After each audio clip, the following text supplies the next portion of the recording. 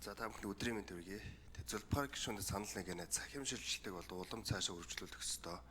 Өнөөдөр бид нар e-Mongolia платформыг бол нэлээд иргэд ашиглаад сурцсан байгаа. 2 сая иргэн бүртгүүлсэн. Цаашлаад e-бизнес гэсэн платформыг бас амьлуулах ёстой гэж харж байгаа. Энэ нь бол яг бизнес эрхлэгч нар зориулсан. Яг л e-Mongolia-тай адилхан бүхэл төрлийн үйлчлэгийг цахимаар авах болцоог нээж өгөх нь зөв гэж харж байгаамаа.